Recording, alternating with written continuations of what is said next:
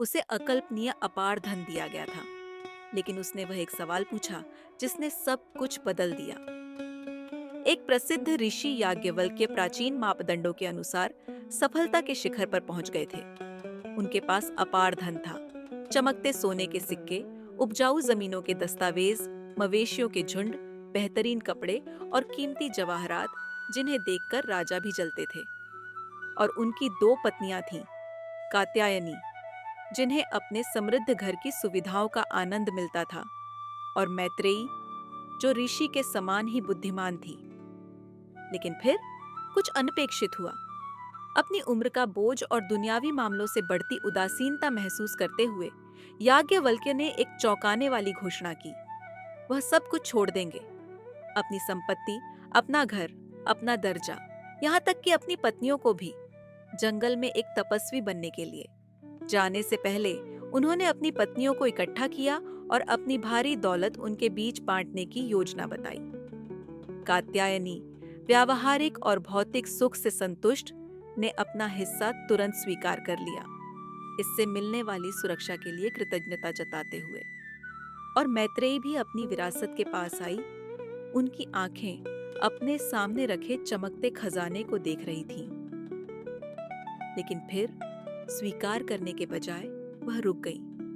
उनके मन में एक सवाल उठा था, एक ऐसा गहरा सवाल जो सदियों तक गूंजता रहेगा।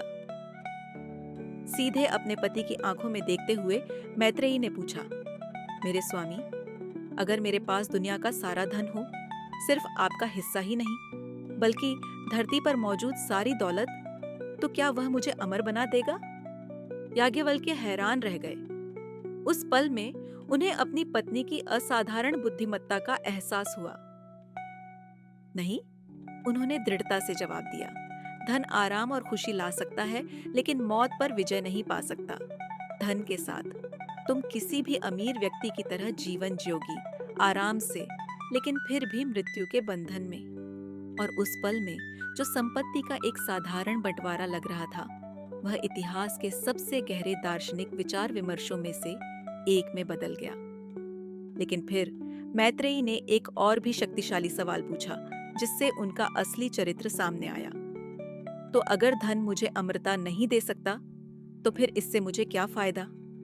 इसके बजाय मुझे वह ज्ञान दीजिए जो आप वास्तव में जानते हैं, वह ज्ञान जो मृत्यु से परे ले जाता है। उनकी आध्यात्मिक भूख से प्रभावित होकर याज्ञवल्क्य मैत्रेयी के साथ बैठ गए। उनकी आंखों में प्रशंसा की चमक थी। यह सिर्फ एक पत्नी नहीं थी जो अपने पति से विदा हो रही थी, यह सत्य की एक खोजी थी जो बिल्कुल सही समय पर अपने गुरु से मिल रही थी। ध्यान से सुनो, उन्होंने शुरू किया, क्योंकि जो मैं अभी बताने वाला हूं वह सारे ज्ञान का सार है। और फिर उन्होंने एक ऐसी शिक्षा दी जो इतनी क्रांतिकारी थी कि वह आज भी प्रेम और खुशी के हमारे समझ को चुनौती देती है। धन धन के लिए प्रिय नहीं होता, बल्कि आत्मा के लिए होता है।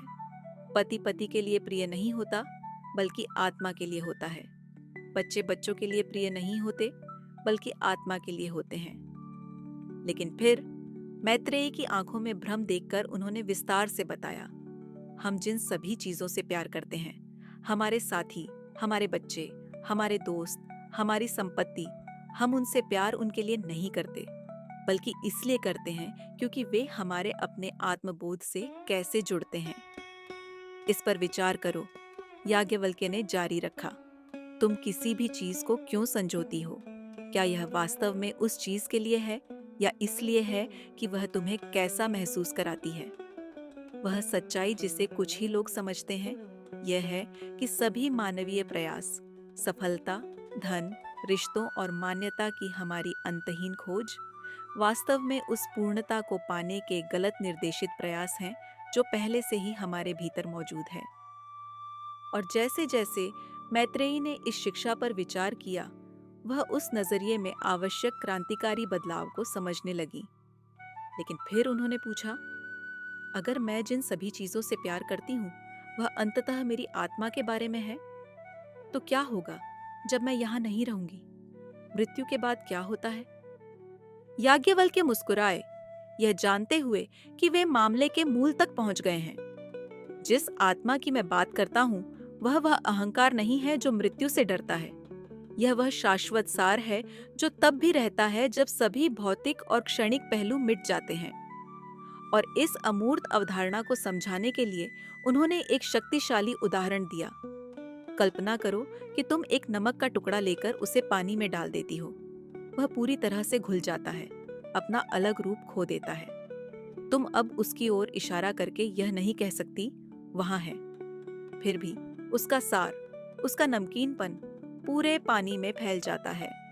इसी तरह हमारी व्यक्तिगत चेतना अंततः शुद्ध चेतना के अनंत सागर में विलीन हो जाती है। लेकिन फिर मैत्रेयी इस अवधारणा से जूझते हुए पूछा, लेकिन अगर केवल एकता है तो किसी भी चीज के बारे में जागरूक होने के लिए कौन है?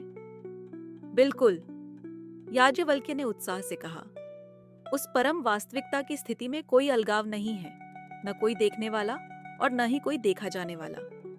इसीलिए हमारे सच्चे आत्मा का सीधे वर्णन नहीं किया जा सकता। हम केवल यह कह सकते हैं कि यह क्या नहीं है, नेति नेति, यह नहीं, यह नहीं। अपने जीवन के इस महत्वपूर्ण मोड़ पर बैठी मैत्रेयी के पास एक विकल्प था, जो उसी विकल्प का प्रतिनिधित्व करता है जिसका हम सभी हर दिन सामना करते हैं। वह धन ले सकती थी, भौतिक आराम और सुरक्षा का वह आसान रास्ता जिसे कात्यायनी ने चुना था, और वह आराम से, शायद साधारण मापदंडों के अनुसार खुशी से भी जीवित रहती। लेकिन फिर उन्होंने उस असाधारण ज्ञान को खो दिया होता जिसने उन्हें इतिहास की सबसे सम्मानित महिला दार्शनिकों में से एक ब्रह्मवादिनी, परम सत्य की बात करने वाली में बदल दिया। धन के बजाय ज्ञान चुनकर मैत्रेयी ने उस गहरे सत्य को खोज लिया जो इतिहास में अनगिनत अमीर लेकिन असंतुष्ट लोगों से छिपा रहा है, कि सच्ची अमरता शारीरिक जीवन को बढ़ाने से नहीं आती, बल्कि अपनी सीमित पहचान से परे जाकर और किसी शाश्वत चीज से अपने संबंध को पहचानने से आती है। यह बृहदारण्यक उपनिषद की एक प्राचीन कहानी है जो ऐसी चीज की कुंजी रखती है जिसे हम सभी बेहद चाहते हैं, सच्ची खुशी और संतुष्टि।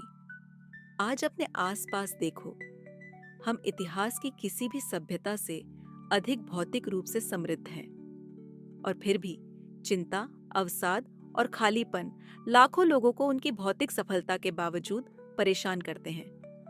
लेकिन फिर याद करो, याज्ञवल्क्य ने क्या सिखाया था?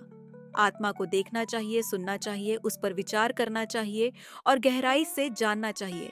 जब आत्मा को देखा जाता है, सुना जाता है, उस पर विचार किया जाता है और जाना जाता है, तब यह पर पूरा ब्रह्मांड जाना जाता है। यह प्राचीन ज्ञान बताता है कि बाहरी सफलता की कोई भी मात्रा, चाहे वह पैसा हो, प्रसिद्धि हो, रिश्ते हों या उपलब्धियां हों, हमें कभी भी पूरी तरह से संतुष्ट नहीं करेगी, क्योंकि जिसकी हम वास्तव में तलाश कर रहे हैं वह बाहर नहीं है, वह भीतर है। तो आज अपने आप से मैत्रेयी का सवाल पूछो, आपके जीवन में वास्तव में क्या मायने रखता है? अगर आप उनके फैसले का सामना करते तो आप क्या चुनेंगे? क्या आप ऐसे धन की खोज कर रहे हैं जो स्थायी संतुष्टि नहीं दे सकता, या आप ऐसे ज्ञान की खोज कर रहे हैं जो सभी सीमाओं से परे ले जाता है? अगली बार जब आपको और अधिक की वह परिचित इच्छा महसूस हो, अधिक पैसा, अधिक पहचान, अधिक संपत्ति, तो इस 2700 साल पुरानी कहानी को याद करें और अपने आप से पूछें कि आप वास्तव में किसकी खोज कर रहे हैं, क्योंकि कभी-कभी सबसे मूल्यवान चीज जो आप प्राप्त कर सकते हैं वह नहीं है जो पेश की जा रही है।